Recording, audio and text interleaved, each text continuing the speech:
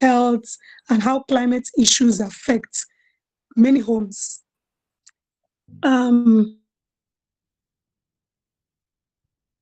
Today, we want to look at an important and critical issue that has been affecting many homes across Nigeria, and that is water scarcity and household survival. You know, in this season of extreme heat, there's a lot of water scarcity. You find out you drink so much. So I don't know about you, but hey, I drink so much water. So as temperatures continue to rise across the country, many families are beginning to feel the impact, not just through heat. It's not just about heat, you know, but through reduced access to water, but and also through um, looking at our wells. You know, most of our wells are drying up, even some boreholes. You hardly get water. You need to pump and do all of this. And of course, you know, the power supply challenges we have. So when you go days without power supply, you might not even have water. And that's a whole lot. So the big question for us on climate care will be, how can families cope and survive when water becomes scarce during extreme heat?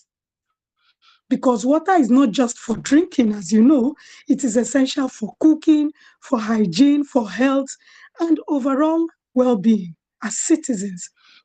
To join the conversation, we would like you to call our phone lines on 0700 0917 917, 09155 917 917. And you can also call our toll-free line for women, 0800 1235 917, or send us a WhatsApp message on 07031 756 537, 08155 917 917. Do well to watch us live on our social media on YouTube at WFM 917, on Facebook at WFM 917, and you can even listen live on www.wfm917.com. You are still tuned to Women Radio WFM 91.7, and the time is 27 minutes before 10 a.m. This is Climate Care, and today we are discussing water scarcity and household survival in extreme heat. Let's keep the ball rolling. So why water is becoming scarce during extreme heat? I think we need to also discuss this. Extreme temperatures increase evaporation. When there are extreme temperatures, there is this evaporation, and that's why you find that you sweat a whole lot. You know, when the temperature is very hot, you sweat so much.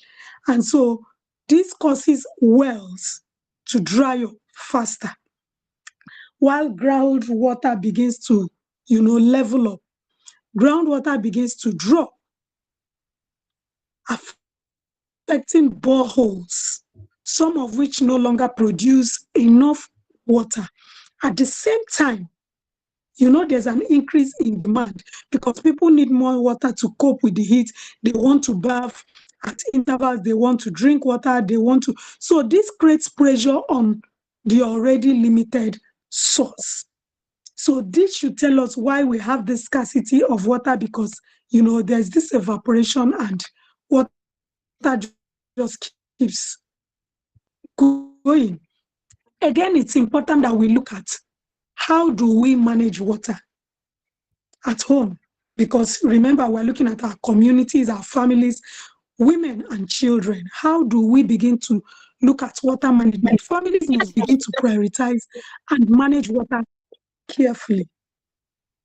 Families must begin to prioritize and manage water carefully. And we need to focus on essential uses like drinking and cooking.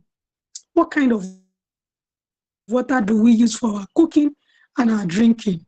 We need to ensure that we preserve this. Get your drums, get your jerry cans, anything that has cover, please. Because we also need to be mindful of the hygiene level of the water we preserve to use. And it's important that we look at ways to avoid running our taps unnecessarily. I know children are on holiday, we have our young teenagers and little kids at home. Please do not allow water to waste unnecessarily.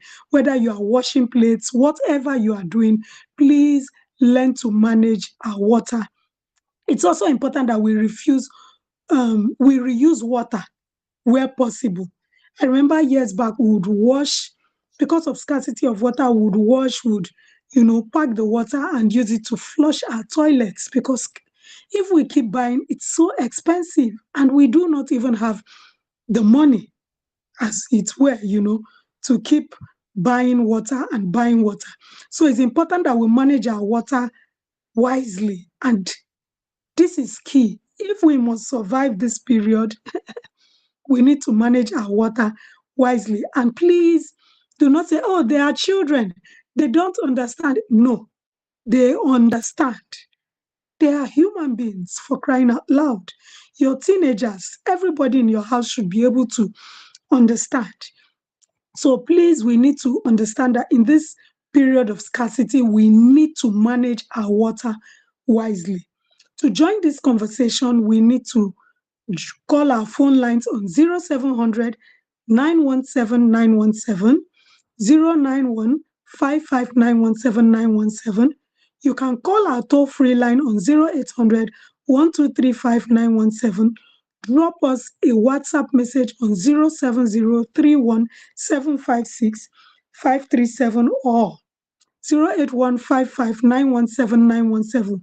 Do well to watch on our social media handles. You can watch us live on YouTube at WFM 917, on social media, Facebook and all at WFM 917.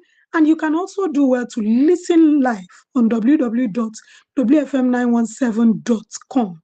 You are still tuned in to Women Radio WFM 917, and the time is 22 minutes before 12 noon. And the program is Climate Care. Today, we are discussing one of the most important aspects of climate care, and that is water scarcity and household survival in extreme heat. My name is Susan Ihoma. And if you are just joining, please do well to join. Drop your comments, drop your likes, and if you would want to be a guest on the show, hey, you're most welcome. We'd like to have you on board to discuss these issues. Another important point that I would like to discuss will be safe storage and alternative water resources. How do we go about that?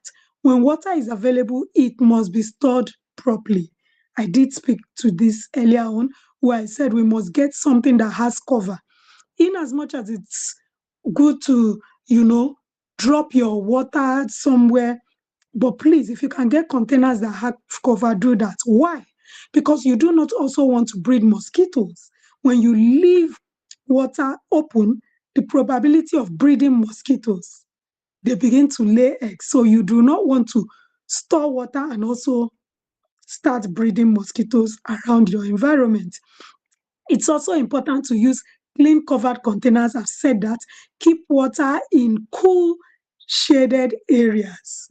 Less exposure to sun will do us good, please.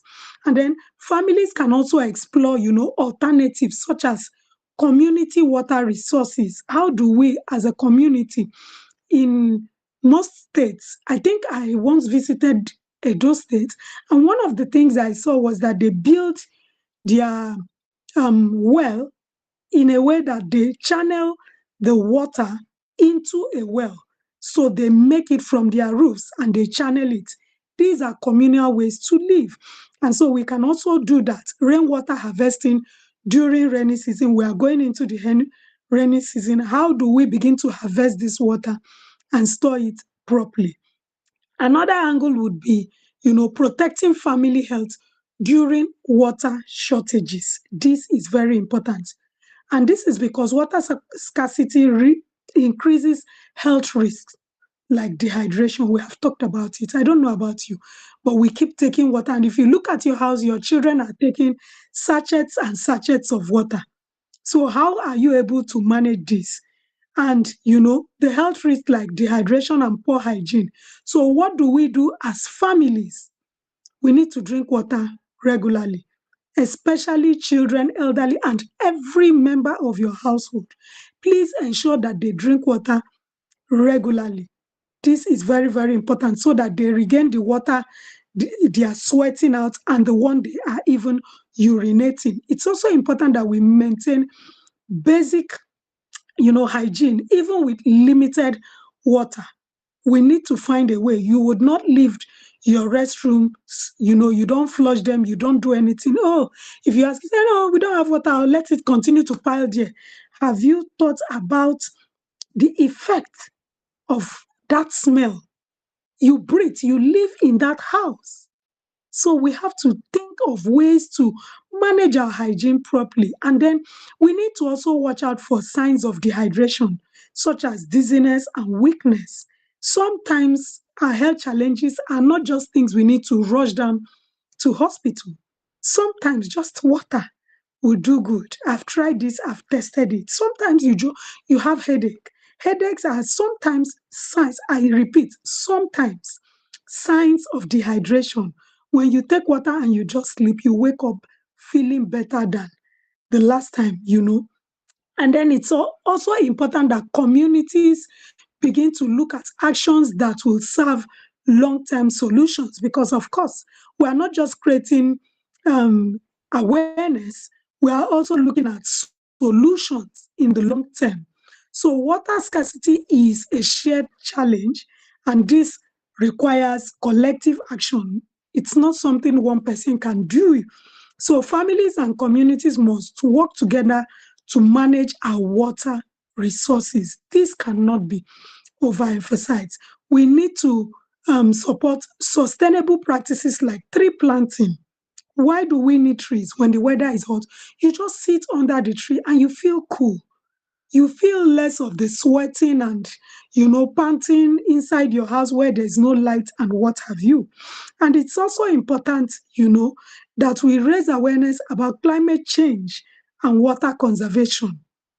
We cannot continue to say, oh, no, it's not my business, Jare, because I have the money, let me. No, we have to look at ways where we conserve our water. Again, it's important that women who often bear this burden, you would agree with me, of water sourcing, going to the stream, going to the nearest borehole, going to the next compound to go and look for water. It's important that we begin to support them through shared responsibilities and community solutions. How do we do this? As many people who can help, the daddy of the house, the little kegs that our little ones can carry, whoever. Let's not belabor the women. Let's not belabor a particular person, to always carry the water, do everything. No. It's said that a problem shared is a problem half solved. We all drink water.